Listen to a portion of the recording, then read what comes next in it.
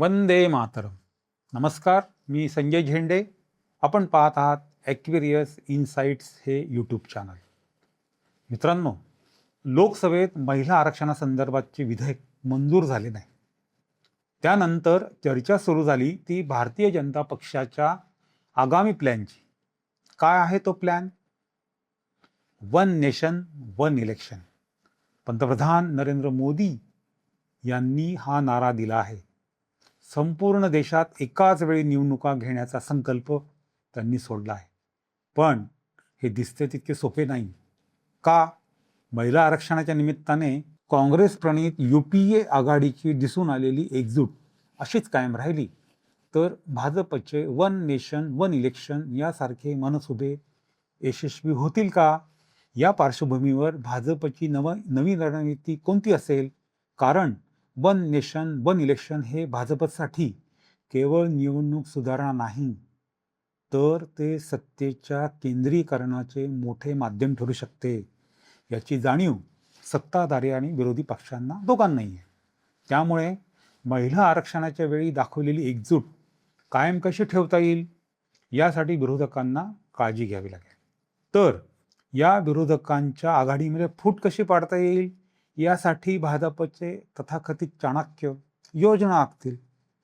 राज्यसभेत आपच्या राघव चड्डा यांच्यासह 6 खासदारांचं भाजपमध्ये झालेलं विलिनीकरण हा या प्रवासाचा पहिला पडाव समजला जातो. मित्रांनो, वन नेशन वन इलेक्शन या संकल्पनेची पार्श्वभूमी आपण थोडक्यात समजावून घेऊ, कारण पुढे हा देशाच्या अजेंड्यावर हा विषय चर्चेच्या दृष्टीने राहणार आहे.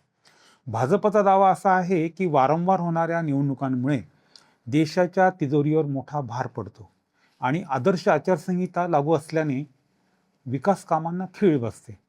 त्यासाठी लोकसभा आणि राज्यांच्या विधानसभा निवडणुका एकाच वेळी घेणे योग्य ठरते. त्यामुळे वेळेची आणि पैशांची बचत होते, प्रशासकीय कामात सुसूत्रता येते. त्यासाठी संसदेत मोठी घटनादुरुस्ती करावी लागणार आहे. कारण वन नेशन वन इलेक्शन प्रत्यक्षात आणण्यासाठी केवळ नारा देऊन चालणार नाही, तर कायदेशीर लढाई खेळावी लागेल. संसदेच्या दोन्ही सभागृहात 2/3 बहुमताने ही घटनादुरुस्ती करणे आवश्यक आहे. तसंच किमान 50% राज्यांच्या विधानसभांची सहमती घ्यावी लागेल. विधानसभांचा कार्यकाळ कमी किंवा जास्त करण्यावरून निर्माण होणारा घटनात्मक पेच सोडवावा लागेल. महिला आरक्षण विधेयकावरून निर्माण झालेला जो राजकीय गतिरोध आहे, ब्रेक जो लागला आहे आणि विरोधकांची एकजूट पाहता वन नेशन वन इलेक्शन कायदा करणे भाजपसाठी सध्या तरी लोखंडी चणे चावण्यासारखे ठरणार आहे.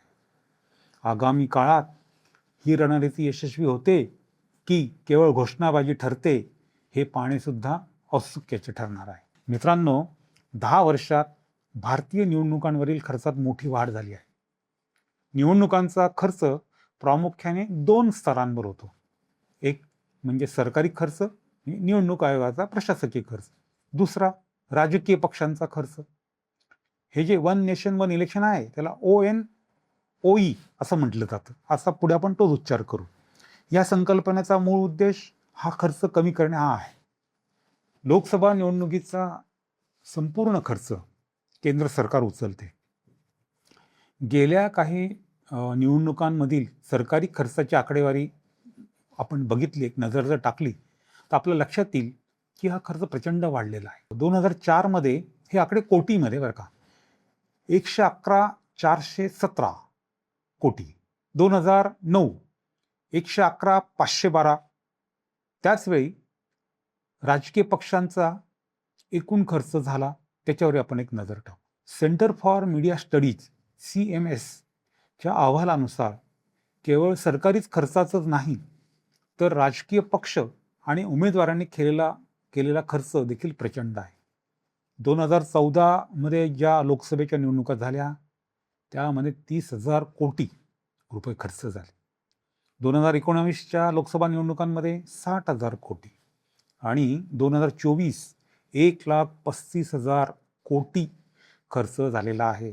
हे अंदाजित रकमा आहेत, तुम्ही तपशील मिळवू शकतात. राज्यनिहाय राज्यांच्या विधानसभा निवडणुकांचा खर्च संबंधित राज्य सरकार उचलतं. मोठ्या राज्यांमध्ये एका विधानसभा निवडणुकीत सरासरी सरकारी खर्च जो असतो तो 500 ते 1500 कोटींच्या दरम्यान असतो. आणि हे जर मंजूर झालं वन नेशन वन इलेक्शन विधेयक तर आर्थिक बचत होईल. यासाठी माजी राष्ट्रपती कोविंद यांच्या अध्यक्षतेखाली एक समिती नेमली होती. त्यांच्या अहवालानुसार जर या निवडणुका एकत्र घेतल्या तर प्रशासकीय जो खर्च असतो तो 4500 कोटीच्या आसपास बचत होऊ शकतो.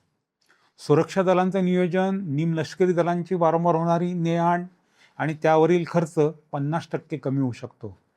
विकास कामे बाधित होतात. वारंवार लागणाऱ्या आचारसंहितेमुळे विकास कामे थांबणार नाहीत. त्यामुळे होणारे अप्रत्यक्ष आणि आर्थिक नुकसान टाळता येईल. महिला आरक्षण विधेयकाच्या अंमलबजावणीतील तांत्रिक अडथळे आणि वन नेशन वन इलेक्शनसाठी लागणारी घटना दुरुस्ती, ज्यासाठी 2/3 बहुमत आवश्यक आहे. यामुळे भाजपच्या या रणनीतीला सध्या तरी विरोधकांच्या एकजुटीचा सामना करावा लागत आहे.